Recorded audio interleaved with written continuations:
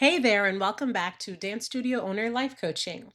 Today, I'm revisiting one of the earliest episodes of the podcast, episode 14, because the message still matters. Trusting your gut as a studio owner, especially when you're making decisions about coaching programs, business investments, new opportunities, or advice that sounds convincing but does not quite feel right. Studio owners are surrounded by experts, offers, systems, and promises about what will help them grow. And some of those opportunities can be valuable, and others can create a pressure, urgency, or doubt that pulls you away from your own judgment. Since I first recorded this episode, I've gained more experience as a coach and a business owner, and I understand this topic with more nuance. There's a difference between the discomfort that comes with growth and the feeling that something is genuinely out of alignment with your values, your finances, or the direction of your studio.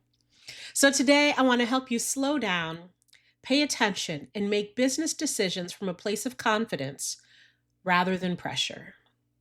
Hey there, this is Ginger, and I wanted to pop on with this week's episode and talk about going with your gut.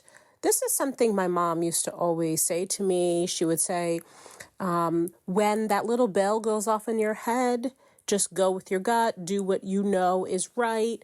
Basically, follow your intuition, yourself, trust yourself in what you're thinking, whether it's joining something, spending time with someone, making friends with someone, doing a program, spending money on something, investing, whatever it is that you can potentially make a decision on when you get that kind of icky feeling or something that gives you pause or makes you want to question things, go with your gut. There's just a plethora of options out there for people who want to learn more about entrepreneurship and business and different things like that. And depending on what it is and where you are and what stage you're in, there's probably at least 18 experts or so-called experts in that field who will teach you the latest and greatest, the 10 tips you need or whatever it is. And I really encourage you to not get swept up in that. I think that with the use of the internet, with the use of social media, video marketing, things have gotten very persuasive. So many, many years ago, people would learn persuasive writing. They would learn how to write copy for advertising to get you to buy. And it's no different now. But instead of just having a copy, the text to persuade you and use language to evoke an emotion that wants you to invest in whatever that offering is, there's now video. There is audio. There's all these other things that will pull on your heartstrings, and they will create a space for you to feel safe, for you to feel like the person is a trusted authority.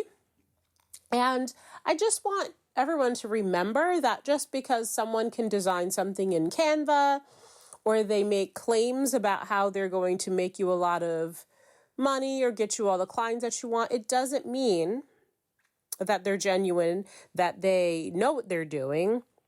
You really need to take your time to investigate, to research, to feel comfortable with what you're doing. And also, of course, make sure that the investment is something you can afford. Don't go into debt to pay for a coaching program. People do this. I've seen this. There's actually a thread in Reddit that I have been following along with just people who have been encouraged to take out loans, personal loans, run up their credit cards for coaching, business coaching programs. And I'm thinking if you need to leverage that much debt just for business coaching, then there's a problem. You should not be overextending yourself before you've even gotten your business on its 2 feet, before you've made any revenue.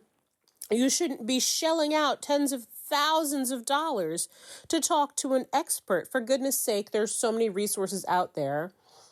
I mean, look at Gary Vaynerchuk. He has Ask Gary V. He's got all the things in his social media, and he gives out free advice for business owners.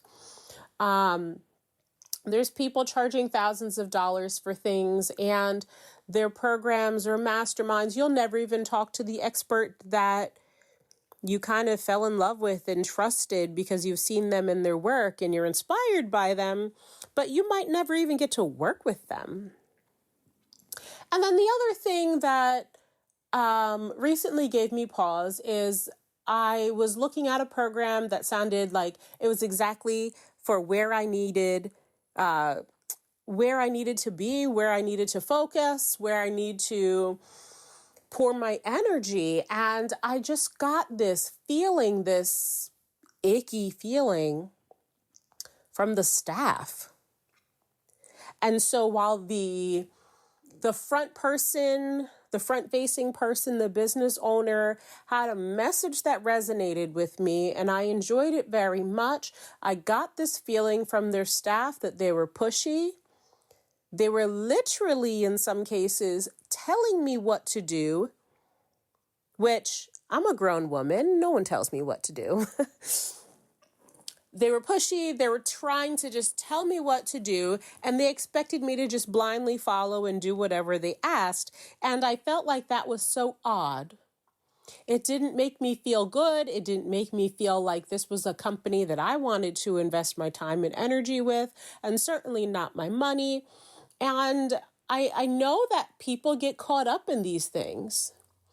And I say this because I've talked to women, I've talked to men, I've talked to people who they are so desperate for their business to be successful, to make money so that they can pay their bills, do what they need to do, show up and be somehow successful for however you've decided that successful is, that they'll do just whatever. They will do a program that they're unsure about. They'll do something that they can't afford. They will reveal more information about themselves than they really want to, or they'll do the so-called proven formula for growing your business, and it doesn't even fit their company culture, their vibe, their desire, what they want to do, their mission or vision or anything. And it's absolutely ludicrous. And so when you have these feelings, these icky feelings, whether it's the staff, whether it's the messaging, whether it's the billing or refund policies, whatever it is, go with your gut. Please don't go down that road and think that everything's going to just be okay. I just have to jump on it now, because I want you to know that people have very persuasive language, very persuasive ways to get you to buy their products. And that's well and good. But if it doesn't fit what you need or what works for you with where you are right now, and it's not a match financially, that you need to go with your gut. You're not going to feel any better if you go against what your body is reacting and telling you not to do. Has that ever happened to you? Have you ever felt like your body is reacting to a circumstance in your life and it's not in congruence with what your mind is thinking? You're thinking in your mind you want to do it, whether you want to do it because you think you really need to, or you don't want to disappoint someone, or you're caving to peer pressure, or you want to show appearances that you're doing better than you can.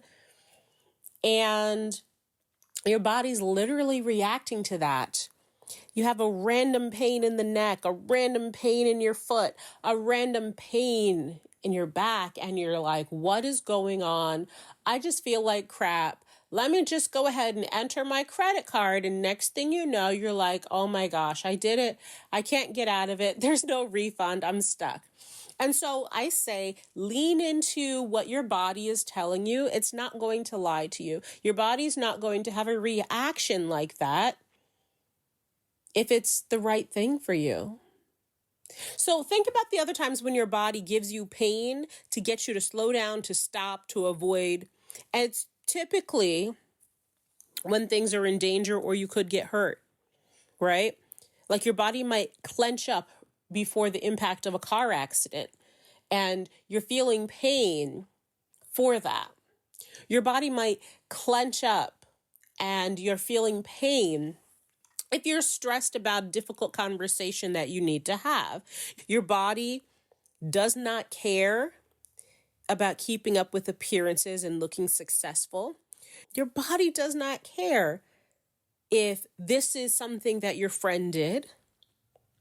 So lean into those feelings, trust your gut.